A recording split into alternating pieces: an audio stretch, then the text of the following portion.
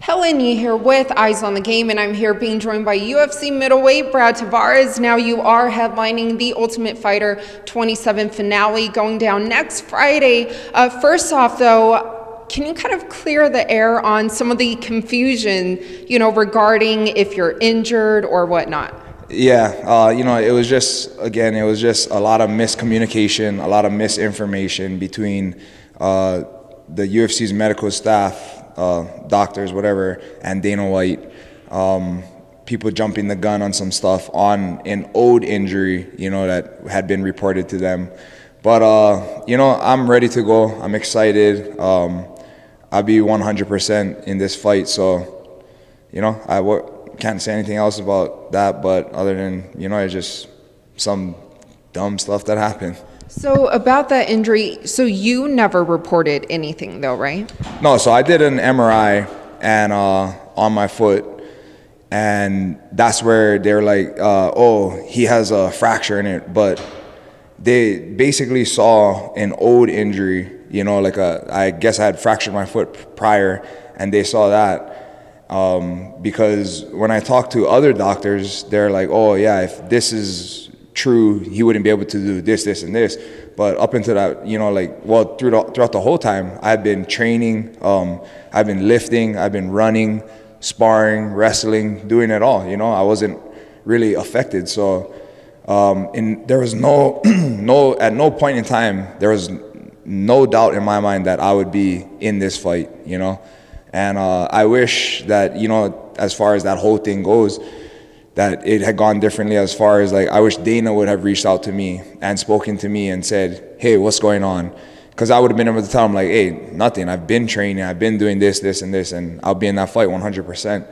But, that's not the way it worked out, that's not the way it panned out. And we had a little bit of a circus around it, but I mean, at the end of the day, I guess it just helped promote the fight. So does that mean because he didn't reach out to you that you didn't even find out about that until you probably saw the news or got some text, right? Yeah, so people started texting me, hey, I'm sorry to hear. And I'm like, what? I was just confused. And they're like, yeah, sorry to hear, you're out of the fight, blah, blah, blah, this and that. Then I'll be like, what are you talking about? They'll send me articles.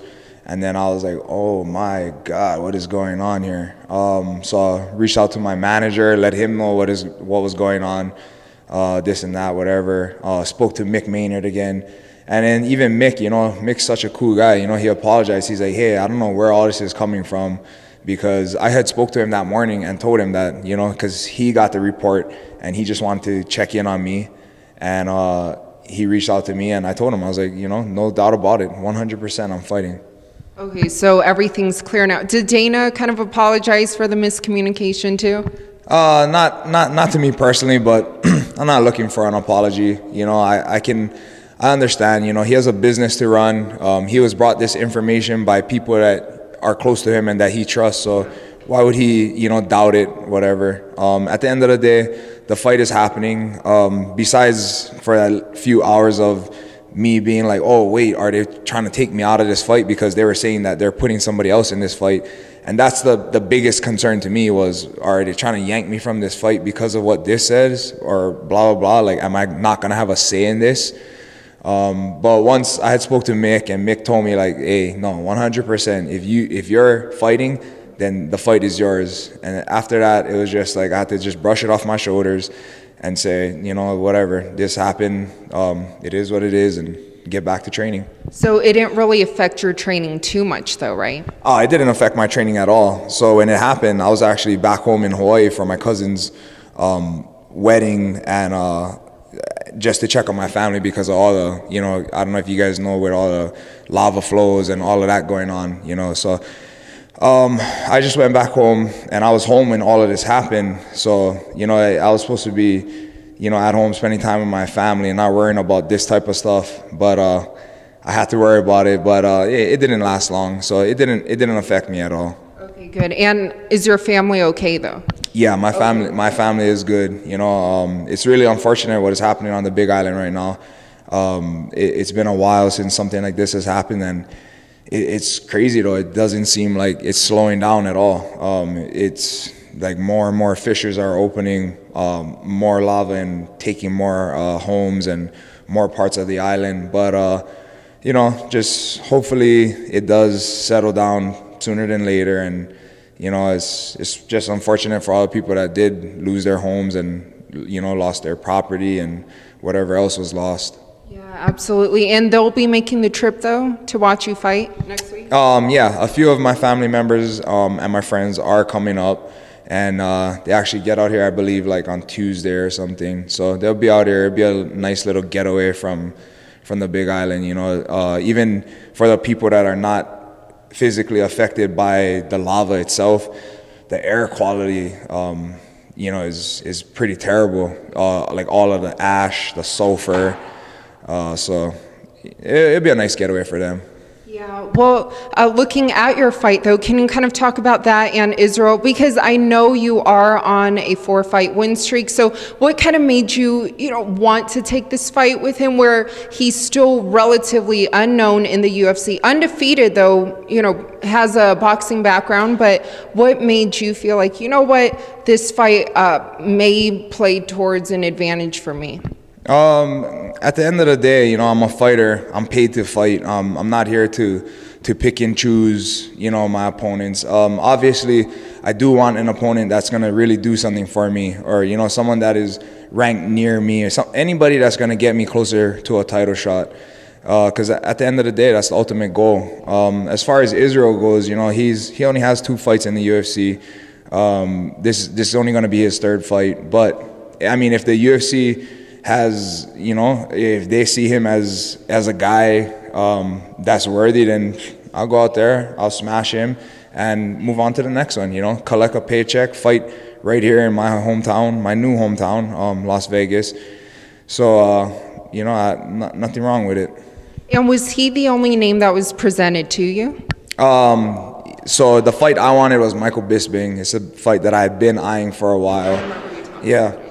And he was the fight that I wanted, and I felt like where I was at and where he's at, it made sense.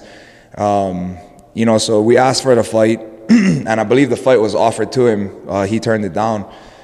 But this was the next fight that came up, and this is the fight that they wanted to make happen. And to be the main event right here in Vegas, you know, I really couldn't say no. Yeah, and also, though, but what skills do you think and advantages that you possess over him? Where, like you said, and I think earlier you kind of said you feel he's all hype. Yeah, don't get me wrong. I respect him. You know, he's not just some average Joe off the street that I'm fighting. He's definitely skilled. But that being said, I believe I'm the superior fighter. I'm the complete and total package, and he's gonna have to deal with it. Yeah, and lastly, recently UFC 225, because your last loss, I believe, about 3 years ago, comes from the champion, Robert Whittaker, and I know that's something, you know, you kind of want to work towards again. So he had his rematch against Yoel Romero. It was kind of controversial, split decision. How did you see that fight? I didn't get to watch the fight in its entirety. I was back and forth watching it on my friend's iPhone. And I didn't really see, I know my friend told me in the first couple rounds, you know, it looked like Yoel was just trying to absorb whatever and almost get him tired, it seemed like. But in the last few rounds that I watched, you know, it looked like, from what I saw, it looked like Yoel was winning the fight. Yeah, I can't really make have an opinion on it because I didn't really watch it yet, start to finish. But I mean, if you take on the champ, you got to beat the champ, you know? So if it wasn't clear cut, then I'm not surprised they gave it to Whittaker. But do you think there should be a trilogy just to, you know, put people's minds at ease? Or you think Robert won twice, you know, even though it was close, but... At this point, right now, I don't think it should be an immediate rematch.